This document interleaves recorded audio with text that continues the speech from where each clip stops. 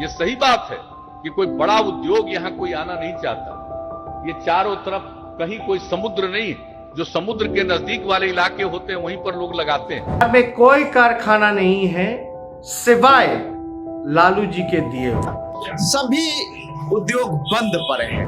चट्टे बट्टे होते थे उसे ठेका पर दे करके और वो शुल्क के नाम पर वो रंगदारी किया करते में एक डर का माहौल था 90 के दशक में।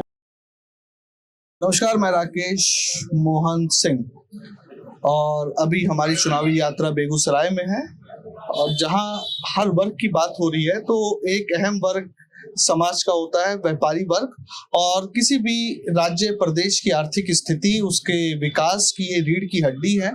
2025 से 30 के बीच में नीतीश कुमार जी ने लक्ष्य रखा है कि हम 1 करोड़ रोजगार देंगे। वो सारा रोजगार सरकारी नौकरियों से नहीं आएगा, उसमें व्यवसाय और व्यापारी को मजबूत करने के बाद ही ये स्थिति पैदा होगी कि वो 1 करोड़ रोजगार का जो लक्ष्य है पूरा हो सके। अगर बीते 6 महीने की बात करें तो बिहार के अंदर एक के बाद एक 9 व्यापारियों की हत्या कर दी गई। गोपाल खेम का चर्चित हत्याकांड रहा। तमाम मिट्टी कारोबारी से लेकर बालू कारोबारी तक इसकी जद में आए। आज मैं जिन लोगों के साथ मौजूद हूँ उनमें राजेंद्र कुमार राजा जी हैं, प्रेसिडेंट है food grain business association Begusarai के। तो दूसरे हमारे साथ शख्स हैं प्रेम शंकर जी, जिला व्यवसायी महासंघ के आप उपाध्यक्ष हैं। दोनों ही खास मेहमानों का मैं स्वागत करता हूं। और सबसे पहले तो राजेंद्र कुमार राजा जी, आपसे मेरा पहला सवाल ये है कि फिर से चुनाव आ गए, लेकिन अगर मैं 2005 से 25 तक की स्थिति को जानना चाहूँ तो सरकार में व्यवसायी व्यापारी। सबसे पहले मैं आपको धन्यवाद देता हूं कि आप ग्राउंड पर आकर के मुझ जैसे व्यवसायी से ग्राउंड की हकीकत को जनता के बीच में परोसने का काम कर रहे हैं, इसलिए आपको बहुत बहुत धन्यवाद। 2005 से 2025 व्यवसायी वर्ग अपने आप को पूर्व के भांति बहुत ही अच्छा महसूस कर रहे हैं। इसलिए महसूस कर रहे हैं, मैंने 2005 के बाद का और 2005 से पहले 90 के दशक को भी हमने देखा है। व्यवसायी असुरक्षित थे और व्यवसायियों में एक डर का माहौल था 90 के दशक में। 2005 सरकार के आते ही हम खाद्यान्न व्यवसायी संघ से आते हैं और खाद्यान्न व्यवसायी संघ की एक बहुत बड़ी मांग रही है कि कृषि उत्पादन बाजार समिति जो पूर्व में 1% शुल्क लिया करती थी और उसके कारण वह बाजार समिति नहीं बरियार समिति के रूप में था। सरकारी नुमाइंदे के जो चट्टे बट्टे होते थे उसे ठेका पर दे करके और वो शुल्क के नाम पर वो रंगदारी किया करते थे। 2005 में माननीय मुख्यमंत्री नीतीश जी की सरकार आने पर वो सबसे पहला अगर कोई काम किया है व्यवसायियों के लिए, हम व्यवसायियों के लिए, तो वो बाजार समिति को उन्होंने खत्म किया, जो व्यवसायियों पर बहुत बड़ा उपकार का काम किया। नंबर 1। नंबर 2, व्यवसायियों की निरंतरण 2005 के बाद जब इनकी नीतीश जी की सरकार आई तो हमेशा व्यवसायी की हित की बात रहा, व्यापारी की बात को सुना गया। सरकार हमेशा हर बिंदु पर व्यवसायियों के साथ बैठक किया गया और निरंतरण व्यवसायियों में सुधार आता रहा। लेकिन इधर विगत कुछ सालों से जब से जीएसटी लगा है, व्यापारियों की हालत बहुत ही दयनीय हो गया। इसलिए कि जीएसटी आने से दुकानदार सामान बेचना पद्धति चेंज हो गया है। अब ऑनलाइन खरीदारी ज्यादा होने लगा, इसलिए करके दुकानदार। और सबसे बड़ी बात हुई है कुटीर उद्योग, लघु उद्योग, नई नई नीति आते गया, बड़े लोगों को प्रोत्साहन देते गए, लेकिन छोटे व्यवसाय जो तेल का मिल है, आटा का मिल है, दाल का मिल है, प्रायः बंद हो गया। हम लोग बेगूसराय से आते हैं, बेगूसराय में सरसों का उपज होता है, यहाँ तोरी पैदा होता है, यही सरसों बंगाल और राजस्थान जाता है, पुनः वहां से तेल ब्रांडेड होकर के यहाँ आकर के बिकता है और हम लोग उसका सेवन करते हैं, उसको देते हैं। लेकिन छोटे छोटे जो उद्योग थे वो बंद पड़ गए हैं सरकार की नीति के कारण। सरकार को इस नीति पर बल देना पड़ेगा। अभी अभी एक नीति आई है जो मुफ्त में गवर्नमेंट दे रही है जमीन, उसमें 100 करोड़ इन्वेस्ट करने पर, इसमें तो बड़े बड़े लोगों को ही आएंगे, छोटे तो आएंगे ही नहीं। इसलिए छोटे उद्योगों को बढ़ावा देने के लिए उस पर करने की जरूरत है। बीच में नीतीश कुमार जी 10 लाख का लोन भी दिए हैं कि आप उद्योग करने के लिए, जिसमें 5 लाख जमा करना है, 5 लाख आपको जमा नहीं करना है, वो प्रोत्साहन राशि के रूप में। लेकिन इतना लेंगरी प्रोसेस में है, कोई भी व्यवसाय, आम व्यवसाय करने वाला चप्पल किया जाता है, उसको लोन नहीं मिलता है, उसको सरलीकरण करने की जरूरत है। प्रेम शंकर जी, मैं आपसे समझना चाहूंगा, आप व्यवसायी महासंघ के उपाध्यक्ष हैं। अभी जैसे राजेंद्र कुमार जी ने कहा कि लघु और कुटीर उद्योग सारी सरकारों का जोर रहता है और जो सरकार का कौशल विकास का लक्ष्य है 1 करोड़ रोजगार, ये इसके बिना पूरा भी नहीं हो पाएगा, जहां तक मैं समझता हूँ। सरकार को एमएसएमई इंडस्ट्री यानी लघु कुटीर उद्योग पर क्या ध्यान देने की जरूरत है? जैसे अभी मुफ्त जमीन देने की बात है, 40 करोड़ तक सहायता देने की बात है, सिंगल विंडो सिस्टम की बात है। आपको क्या लगता है कि कहाँ कमी रह रही है? बिहार सरकार को जो लघु उद्योग, कुटीर उद्योग है, जो मृतप्राय है, जो अभी पूरे बिहार में आप उसका आकलन करेंगे तो जितना लघु उद्योग, कुटीर उद्योग है, एक अगर लघु उद्योग, एक मिल अगर चलता है, उसमें 4 परिवार, उसमें 4 को लोग रोजगार मिल जाता है, जिससे 4 परिवार का उसमें जीवन उपार्जन का काम होता है। लेकिन आज जो जितने भी उद्योग हैं, जैसे बेगूसराय की बात करेंगे जहां पर हम अभी बैठे हुए हैं, या गोला रोड है, यहाँ 18 मिल जो दाल का, तेल का, मसाले का और आटे का कहीं ज्यादा होगा, सभी उद्योग बंद पड़े हैं।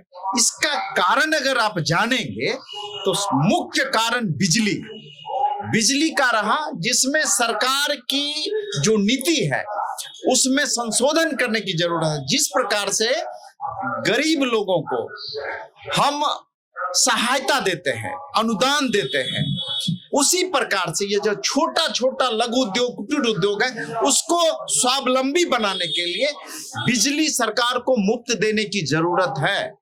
10 HP अगर का जो लोड है, उसको कम से कम बिहार सरकार को उसको बिजली फ्री करने की जरूरत है, जिससे हमारा 4 परिवार और एक जो उद्योग चला रहे हैं वो चला सकने में सक्षम होंगे।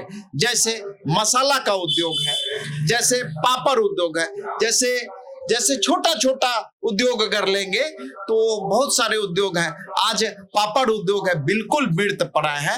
और पहले पापड़ यहाँ होता था काफी। पापड़ तो यहाँ नहीं होता। भागलपुर में जाएंगे वहां पर देखेंगे पापड़। बेगूसराय में पापड़ कम मात्रा में, लेकिन सरसों का तेल, सरसों का मिल, दाल का मिल, आप देखेंगे मसाले का मिल, आप देखेंगे उसमें सत्तू का, बेसन का, ये सब सारे बंद पड़े हैं, मृत हैं।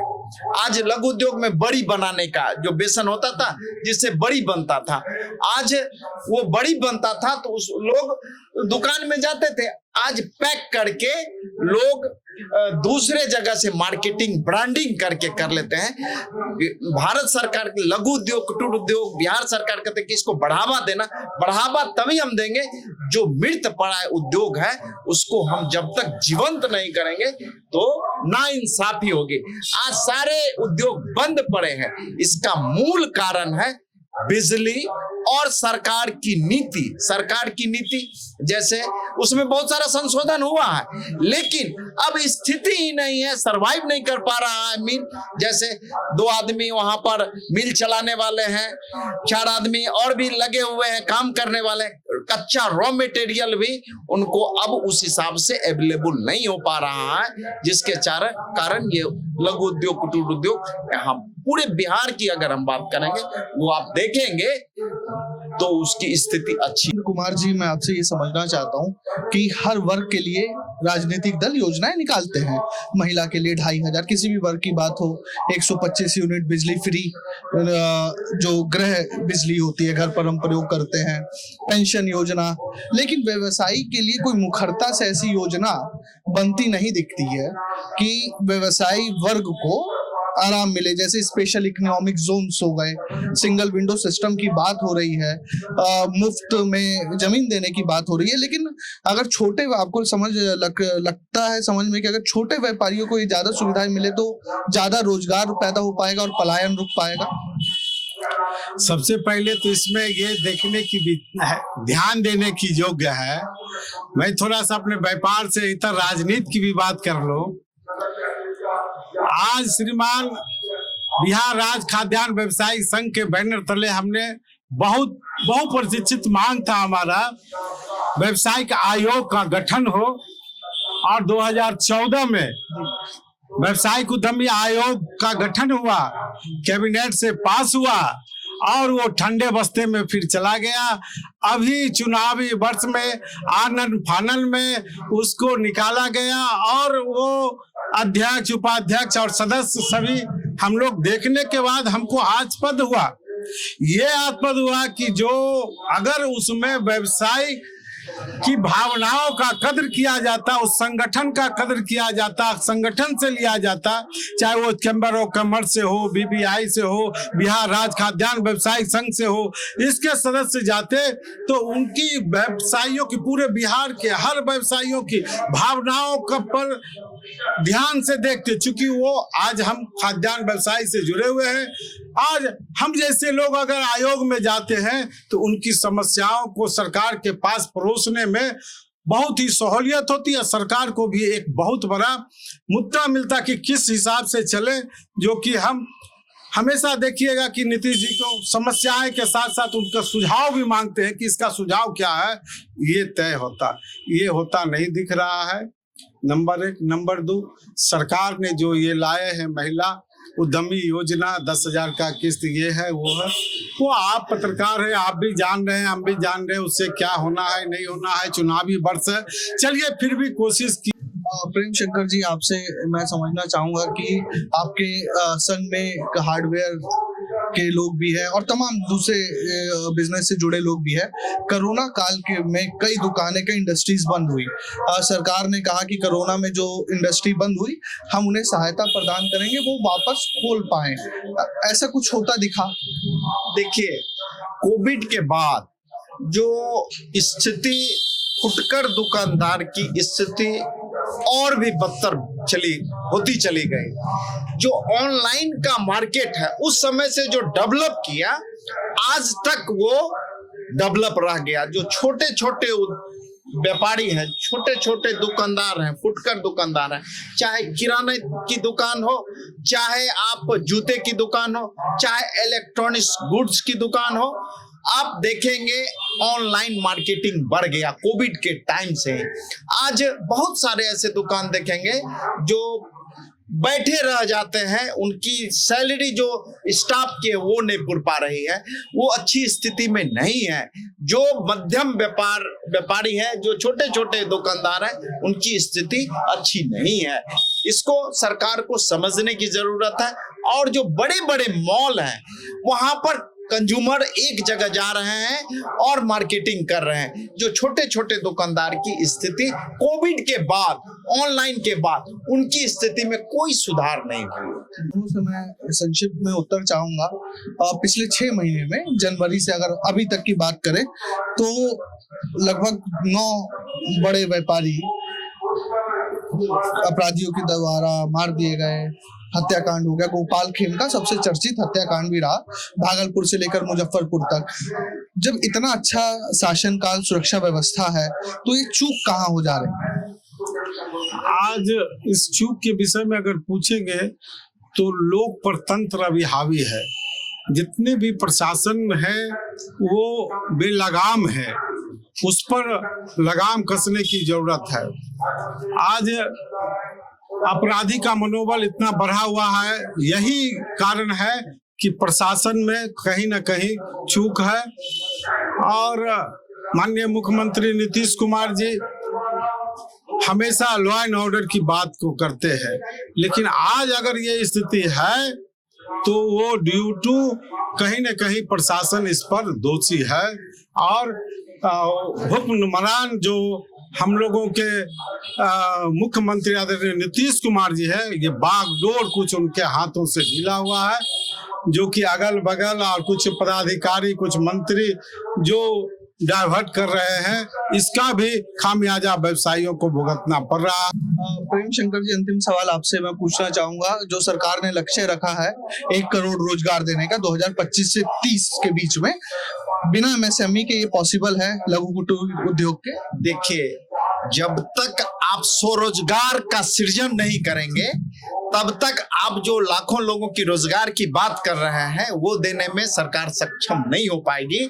जब तक ये छोटे छोटे जो घरेलू कुटीर उद्योग, लघु उद्योग को बढ़ावा देने की जरूरत है, उनको प्रोत्साहन करने की जरूरत है, उनको अनुदान देने की जरूरत है, उनको बिजली में सब्सिडी देने की जरूरत है। जब तक ऐसा नहीं करेंगे तो ये जो हमारा बिहार सरकार का लक्ष्य है कि इतने लोगों को रोजगार देंगे, तो रोजगार सीमित है, लेकिन हम उद्योग के माध्यम से, छोटे छोटे काम करने वाले लोगों को के माध्यम से हम रोजगार का सृजन कर सकते हैं, तभी सरकार ये दे पाएगी। जिस प्रकार से आज हम मिल चलाते थे, तेल मिल हमारे पास, मसाला मिल हमारे पास, दाल मिल हमारे पास, चूड़ा मिल हमारे पास, लेकिन आज हमारा सभी मिल बंद है। यहीं से बगल में चट्टी रोड, गोला रोड है, सारे बंद पड़े हैं, उसमें 10 लोग काम करते थे, आज वो बंद है। इसका मूल कारण हम लोगों का मार्केटिंग, हम लोग का जो बिजली का जो बिल है वो अनाप शनाप, हर स्टेट से ज्यादा, और उसमें सरकार की कोई योगदान नहीं, जिसका मूल कारण यही है। सरकार की अगर नीति में अगर जब तक सुधार नहीं होगा, बंद पड़े उद्योग को जब तक जीवंत नहीं करेंगे, तो ये जो 1 करोड़ की बात सरकार कर रही है, उसमें सरकार सफल नहीं हो पाएगी।